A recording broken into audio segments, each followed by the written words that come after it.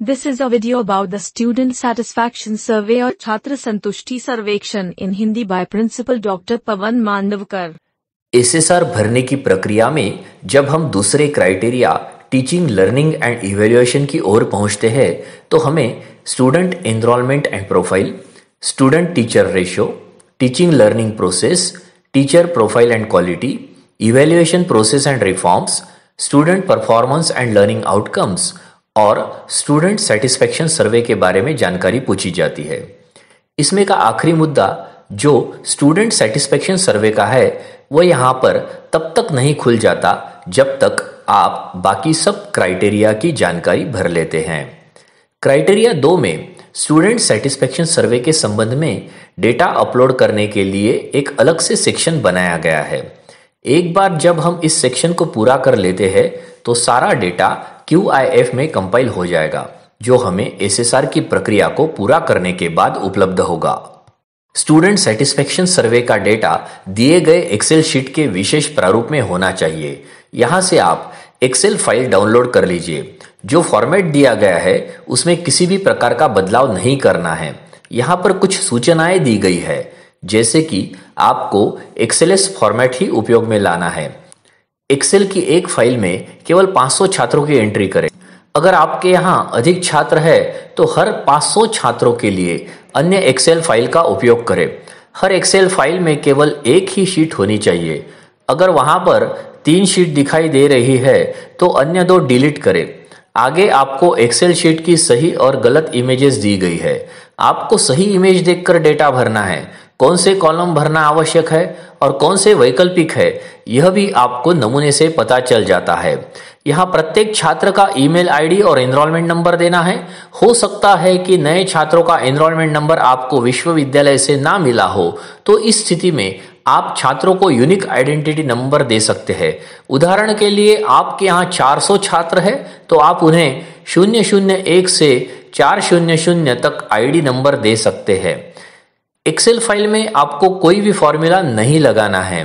कुछ वर्ष पहले मोबाइल नंबर देना अनिवार्य नहीं था, लेकिन अब छात्रों का मोबाइल नंबर देना अनिवार्य होता है और उसी पर सर्वे के लिए लॉगिन करते समय छात्रों को OTP जाता है।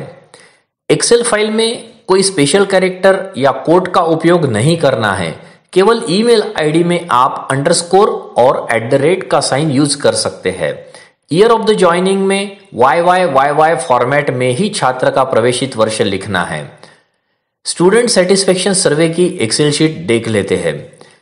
प्रथम छात्र का पूरा नाम, जेंडर, कैटेगरी, छात्र का राज्य जहां से वो बिलोंग करता है। अगर भारतीय नहीं है तो उसके देश का नाम, ईमेल आईडी, प्रोग्राम का नाम जिसमें वह प्रवेशित है, एनरोलमेंट नंबर या यूनिक आइडेंटिटी नंबर और छात्र का प्रवेशित वर्ष आपको देना है। ध्यान रहे कि चालू वर्ष में प्रवेशित छात्रों का ही डेटा देना है। छात्रों का ईमेल आईडी देते समय वह हाइपरलिंक में नहीं होना चाहिए। अगर किसी का ईमेल आईडी हाइपरलिंक हो गया है यानी कि अंडरलाइन और नीले रंग में चला गया है तो राइट क्लिक करके रिमूव हाइपरलिंक के ऑप्शन पर क्लिक करें या मैन्युअली उसकी अंडरलाइन हटा ले और काले रंग में कर लीजिए। वह mail ID normal text format में ही आ जाएगा। आपका डेटा तैयार होने के बाद आपको ऊपर अपलोड स्टूडेंट्स डिटेल्स पर क्लिक करना है। आप यहां से भी एक्सेल शीट डाउनलोड कर सकते हैं।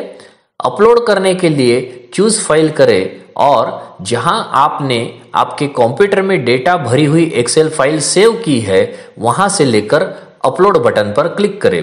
वहां पर आप % ऑफ स्टूडेंट डिटेल्स अपलोडेड देख सकते हैं। यह डेटा IIQA से कंपेयर किया जाता है। अगर आपका डेटा मैच होता है तो वहां 100% दिखाई देगा।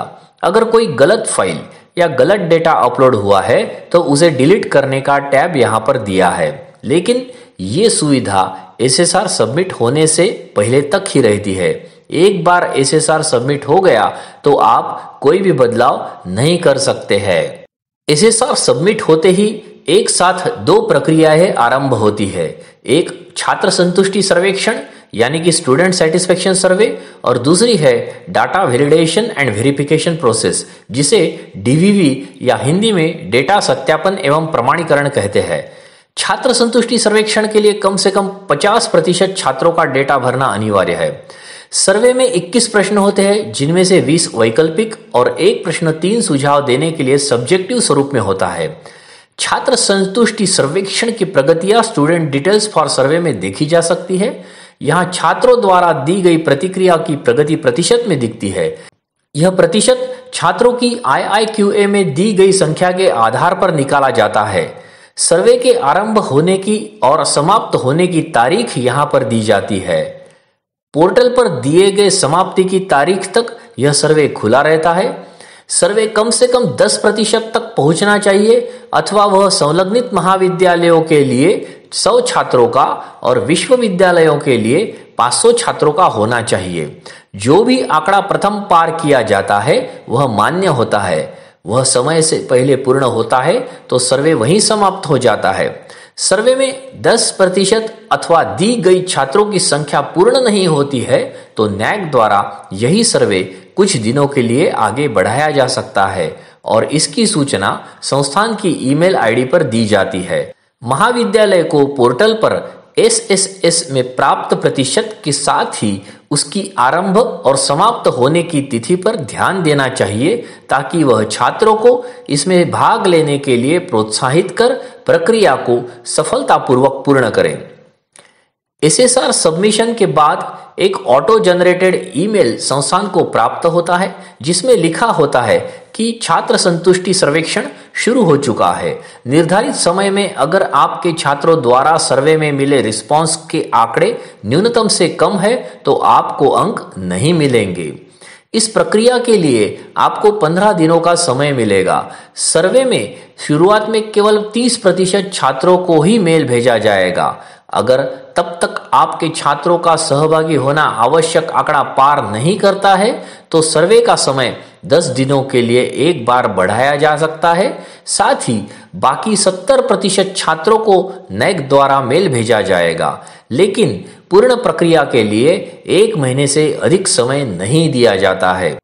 मध्यकाल में आपके छात्रों को मेल नहीं मिल रहे हैं तो आप पोर्टल पर इश्यू रेज कर सकते हैं और दोबारा मेल भेजने की विनती NAAC से कर सकते हैं। छात्रों ने दिए हुए रिस्पांस के आधार पर आपको मैट्रिक 2.7.1 में 60 अंकों में से अंक प्राप्त होंगे। संशोधित प्रत्यायन फ्रेमवर्क की एक प्रमुख विशेषता यह है कि स्टूडेंट द्वारा दी गई जानकारी संस्था के किसी भी प्रकार के हस्तक्षेप के बगैर स्वतंत्र रूप से NAAC द्वारा प्राप्त की जाती है।